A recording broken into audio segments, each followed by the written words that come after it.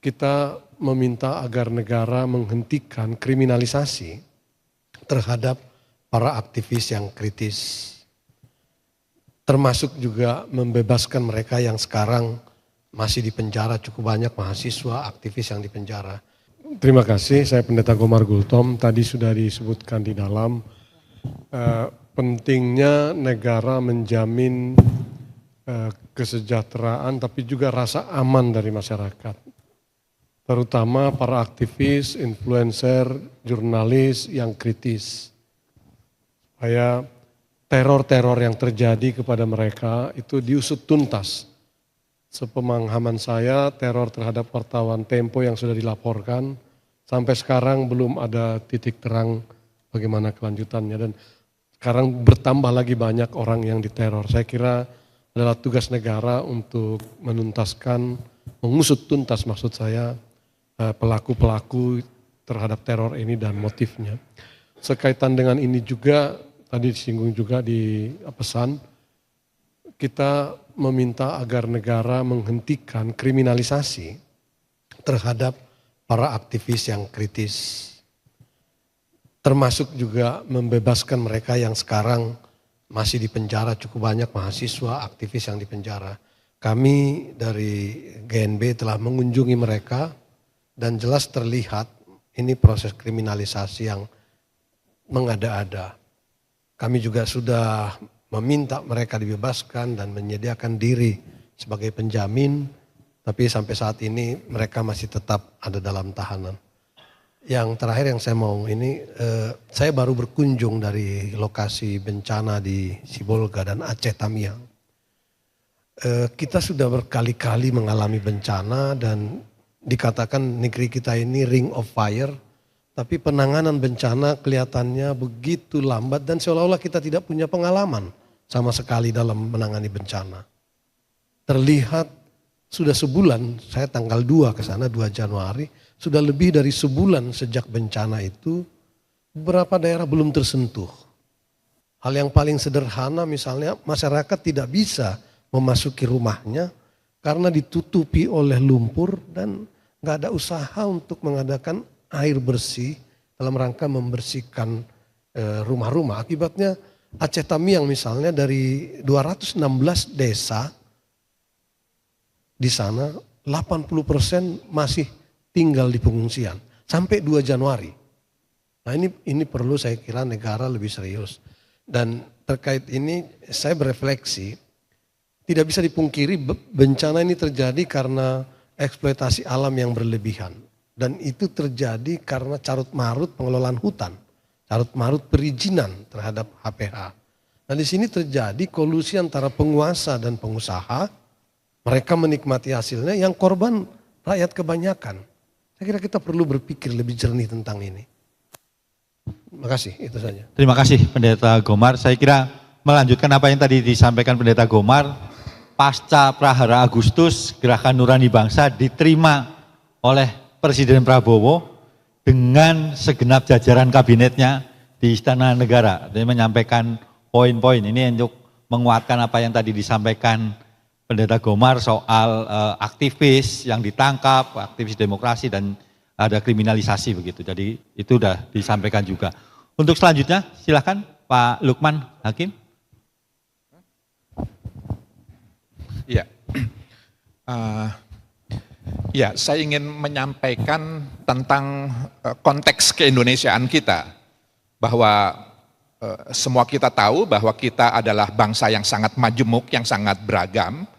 Maka demokrasi itu menjadi keniscayaan, sesuatu yang tidak bisa tidak harus senantiasa terjaga, terpelihara dan terawat dalam kehidupan kita di tengah-tengah masyarakat yang majemuk. Dan pilar demokrasi itu adalah kebebasan berpendapat dan berekspresi.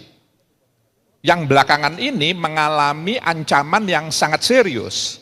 Tadi Pak Gomar Gultom telah menyampaikan, sejumlah aktivis, mahasiswa, akademisi, bahkan sekarang meluas kepada influencer, komika, bahkan orang yang mestinya menghibur kita itu lalu kemudian mengalami ancaman dalam kebebasan berpendapat dan berekspresi. Padahal itu adalah pilar demokrasi. Maka kalau pilar ini tidak dijaga, keindonesiaan kita akan tercerai-berai.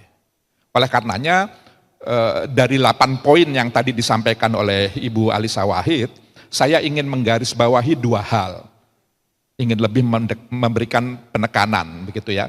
Pertama adalah terkait dengan bagaimana kebebasan berekspresi, kebebasan berpendapat ini betul-betul bisa kita jaga, kita pelihara, dan kita rawat sebaik-baiknya. Dan dalam negara demokratis, maka supremasi sipil itu menjadi keniscayaan juga. Oleh karenanya militer mestinya memiliki kearifan untuk bisa memposisikan diri dalam negara demokratis seperti Indonesia ini. Dan untuk menjaga kebebasan berpendapat dan berekspresi, Polri kita sebagai alat negara yang menjalankan fungsi dan tugas sebagai pengayom, sebagai pelayan dan pelindung masyarakat, hendaknya betul-betul mampu mengusut tuntas teror-teror yang belakangan ini semakin dirasakan oleh anak bangsa ini, sehingga korban-korban teror itu tidak hanya dilindungi, dijaga keselamatannya, tapi juga kasus-kasus siapa di balik ini semua bisa diusut secara tuntas. Gitu. Nah, yang kedua terkait dengan demokrasi ini adalah hak untuk memilih. Salah satu poin yang tadi disampaikan adalah bahwa hasil survei Litbang Kompas itu semakin meneguhkan dan menegaskan kepada kita bahwa mayoritas publik 77,3% itu menghendaki haknya untuk memilih pemimpinnya. Tadi Bapak Kardinal menegaskan kita tidak memilih penguasa, tapi yang kita pilih adalah pemimpin. Itu bisa langsung dilakukan oleh rakyat itu sendiri sebagai pemegang kedaulatannya. Dan yang setuju bahwa pilkada itu dilakukan oleh DPRD itu hanya 5,6%. Gitu.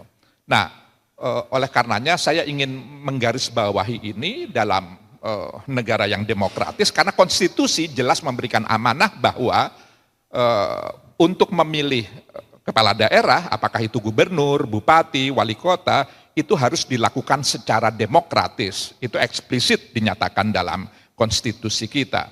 Dan demokrasi ya kembalikan kepada kedaulatan rakyat itu sendiri. Saya ingin mengangkat 2 poin ini sebagai sesuatu yang mendasar menurut hemat saya, dan kami di GNB sebenarnya menyampaikan pesan kebangsaan yang isinya ini adalah, ada sebagian yang menilai ini biasa-biasa saja, ada yang menilai ini terlalu keras, tapi apapun penilaiannya itu, ini adalah manifestasi cinta kami kepada bangsa dan negara ini. Jadi kami ibarat kanal begitu ya, kami ini sekedar menyalurkan aspirasi publik. Apa yang dirasakan oleh masyarakat, apa yang menjadi harapan mereka, inilah yang lalu kemudian kami rumuskan dalam pesan-pesan kebangsaan ini. Kami berharap pemerintah, pemimpin negeri ini, para penyelenggara negara, tidak hanya bersedia untuk mendengar pesan-pesan ini, tapi juga bersedia dan berkemampuan untuk menindaklanjuti pesan-pesan ini. Sehingga ibarat kanal ini bisa disalurkan dengan baik, jangan sampai lalu kemudian masyarakat itu mengalami distrust, ketidakpercayaan lagi kepada pemimpinnya, sehingga ibarat air bah, dia bisa menerjang apa saja yang dilaluinya, yang dihadapinya, dan lalu kemudian kita semua tidak bisa mengendalikan lagi. Jadi inilah poin yang ingin saya sampaikan. Ya, terima kasih Pak Lukman. Pak Eri terlebih dahulu, nanti terus Romo Setio. Share like a comment. Subscribe, share like a comment. Subscribe, share like a comment. Subscribe, share like a comment. Subscribe, share, like, and comment.